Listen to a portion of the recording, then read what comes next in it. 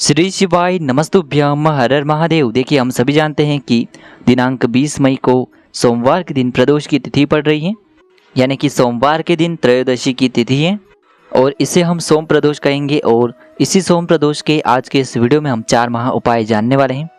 धार्मिक दृष्टि से सोमवार की जो प्रदोष होती हैं वह सबसे ज़्यादा खास और सबसे ज़्यादा विशेष होती है।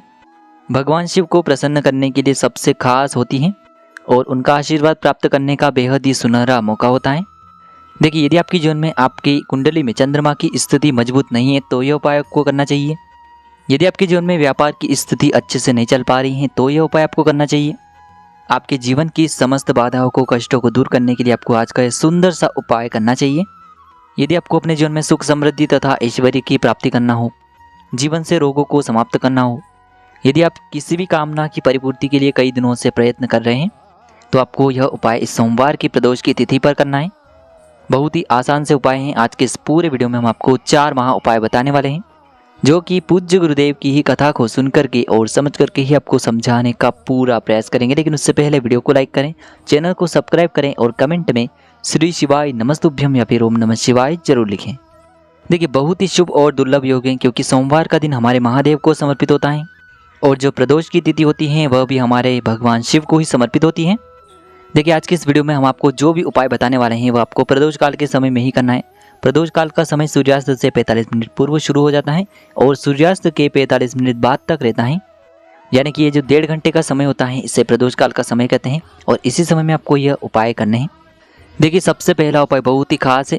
यदि आपको अपने जीवन में किसी भी प्रकार की मनोकामना को परिपूर्ण करना है, यदि आप चाहते हैं कि आपकी जो मनोरथ हैं वह जल्द से जल्द परिपूर्ण हो जाए, कितने ही आपने उपाय कर लिए हैं, कितने ही आपने प्रयत्न कर लिए हैं, लेकिन आपकी ऐसी मनोकामना है जो आपको परिपूर्ण करना ही है, तो आपको इस शुभ तिथि के शुभ योग में यह उपाय करना है।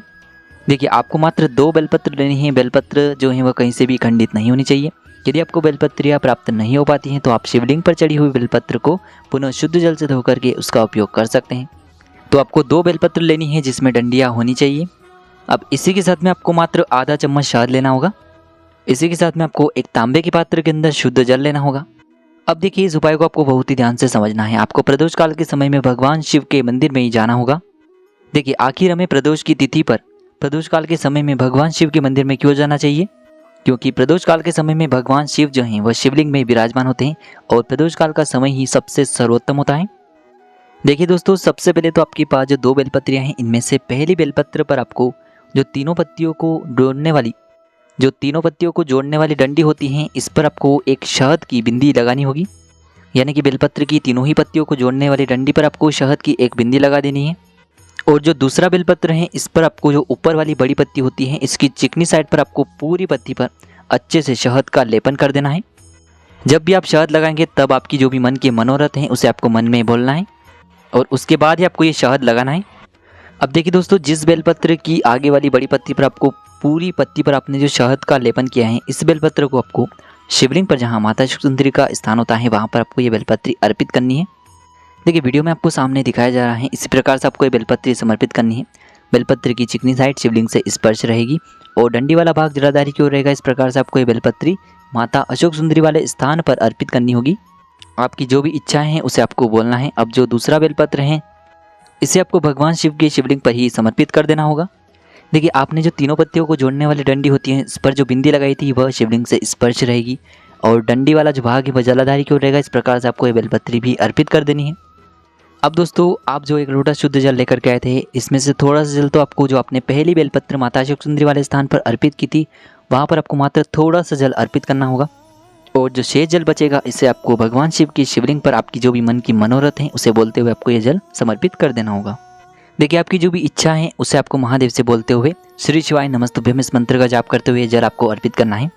जो भी व्यक्ति प्रदोष की तिथि पर प्रदोष काल के समय में यह उपाय करता है तो उसके जीवन की हर प्रकार की मनोकामना परिपूर्ण होती है। इस उपाय को करने से आपका जो जीवन है वह धन्य हो जाता है और आपकी जो भी इच्छाएं हैं वह परिपूर्ण हो जाती हैं। तो इस प्रकार से आपको यह पहला उपाय करना है। अब दोस्तों, हम जान लेते हैं दूसरे उपाय के बारे में। देखिए, यह उपाय भी बहुत ही खास है। इस उपाय के लिए आपको मात्र 1 बेलपत्र लेनी होगी और इसी के साथ में आपको पंचामृत लेना होगा। देखिए, पंचामृत बनाने के लिए आपको दूध, दही, घी, शक्कर, शहद इन 5 का प्रयोग करना है और आपको पंचामृत तैयार करना है। देखिए, इस उपाय को करने से आपके जीवन से जो दुर्भाग्य हैं वह दूर होता है। आपके जीवन में सुख, समृद्धि की प्राप्ति होती है। आपके जीवन से जो ग्रह क्लेश हैं वह दूर हो जाता है, आपके जीवन में सुख समृद्धि आपको प्राप्त होती है। देखिए दोस्तों, आपको इसी के साथ में 1 लोटा शुद्ध जल भी लेना होगा। अब इन तीनों ही सामग्रियों को लेकर के आपको पहुंचना है भगवान शिव के मंदिर में। देखिए दोस्तों, सबसे पहले तो आपके पास जो एक बेलपत्री है, इसे आपको शिवलिंग पर जहां माता शुभ सुंदरी का स्थान होता है वहां पर आपको इसे रख देना है। देखिए, बेलपत्र इस प्रकार से आपको रखना है कि जो इसकी डंडी है वह शिवलिंग की तरफ रहेगी, पत्ती वाला भाग जलाधारी की ओर रहेगा और इसकी जो चिकनी साइड है वो माता अशोक सुंदरी से स्पर्श रहेगी। इस प्रकार से आपको ये बेलपत्री शिवलिंग पर रखनी है। देखिए, यह उपाय इसीलिए चमत्कारिक है क्योंकि इस उपाय से आपके घर की कुल देवी भी प्रसन्न होने वाली है और आपके घर के जो पितृ हैं वह भी प्रसन्न होने वाले हैं। अब देखिए दोस्तों, आप जो पंचामृत तैयार करके लेकर गए थे, इसमें से थोड़ा सा पंचामृत तो आपको जो आपने बेलपत्र समर्पित की थी इसकी आगे वाली पत्ती पर समर्पित कर देना है और जो शेष पंचामृत है इसे पूरा आपको भगवान शिव के शिवलिंग पर अर्पित कर देना होगा। श्री शिवाय नमस्तुभ्यम इस मंत्र का जाप करते हुए अब अंत में जब आपके पास 1 लोटा शुद्ध जल है, इसे आपको भगवान शिव की शिवलिंग पर ही समर्पित कर देना होगा। श्री शिवाय नमस्तुभ्यम इस मंत्र का जाप करते हुए। देखिए, यह उपाय इसीलिए खास है क्योंकि इस उपाय से आपके घर की कुल देवी भी प्रसन्न होती है, साथ ही साथ आपके जो पितृ हैं वह भी प्रसन्न होते हैं, तो इसीलिए आपको यह उपाय अवश्य करना है। अब दोस्तों, हम जान लेते हैं तीसरे उपाय के बारे में। देखिए, यदि आपके घर में किसी भी व्यक्ति को रोग है या फिर आपको रोग है तो फिर आपको यह उपाय अवश्य करना है। देखिए, इस उपाय के लिए आपको मात्र 1 बेलपत्र लेनी है। इसी के साथ में आपको एक तांबे के पात्र के अंदर शुद्ध जल लेना होगा। अब देखिए, मात्र ये जो दोनों ही सामग्रियां हैं इन्हें लेकर के सीधे आपको पहुंचना है भगवान शिव के मंदिर में। देखिए, मंदिर पहुंचने के बाद सबसे पहले तो आपके पास जो बेलपत्र हैं इसे आपको माता अशोक सुंदरी वाले स्थान पर रखना होगा। डंडी वाला जो भाग है वह जलाधारी को रखना है। इस प्रकार से आपको ये बेलपत्री अर्पित करनी है। अब दोस्तों, आपके पास जो जल का पात्र है इसे आपको जहां आपने माता अशोक सुंदरी वाले स्थान पर बेलपत्री समर्पित की थी वहां पर आपको 7 बार में थोड़ा थोड़ा जल अर्पित कर देना होगा, कुंदकेश्वर महादेव का मन में स्मरण करते हुए।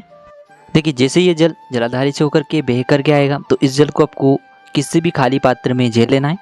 अब दोस्तों, ये जो जल आपने झेला है इससे आपको शिवलिंग के वहां से उठा लेना है और इसे आपको कुंदकेश्वर महादेव से औषधि स्वरूप प्राप्त कर लेना है। अब इस जल का आचमन जो भी व्यक्ति पीड़ित हैं, अपने रोगों से परेशान है, उस व्यक्ति को आपको इस जल का आचमन करवा देना है कुंदकेश्वर महादेव का स्मरण करते हुए। देखिए, जब भी वह बीमार व्यक्ति इस जल का आचमन करेगा तो उसे 3 बार में इस जल का सेवन करना होगा, यानी कि आपको 3 बार में थोड़ा थोड़ा जल उस बीमार व्यक्ति को इसका सेवन करवाना है। इसीलिए आपको मात्र थोड़ा सा जल ही शिवलिंग के वहाँ से झेलना है। बस इतना सा उपाय आपको करना है। आपके शरीर में जो भी रोग हैं उनसे आपको राहत मिलेगी। कुंदकेश्वर महादेव की कृपा से आपके जीवन के जो भी रोग हैं वह सभी समाप्त हो जाएंगे। अब दोस्तों, हम जान लेते हैं सबसे अंतिम और विशेष उपाय के बारे में।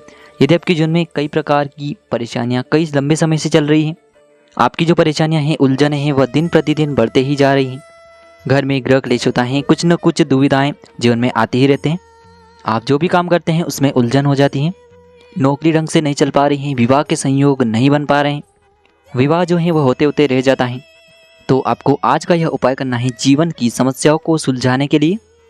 देखिए, इस उपाय के लिए आपको अपने साथ कुछ भी लेकर के नहीं जाना है, केवल आपको शिव मंदिर में जाना है और शिवलिंग के वहाँ पर जो जलाधारी का अंतिम कोना होता है वहाँ पर आपको अपने दोनों हाथ, जिन दोनों हाथों में आपके भाग्य की रेखाएं होती हैं, आपके किस्मत की जो रेखाएं होती हैं, बहुत ही आपको ध्यान से समझना है। यह उपाय विशेषकर किस्मत की जो रेखाएं हैं उन्हें बदलने के लिए है।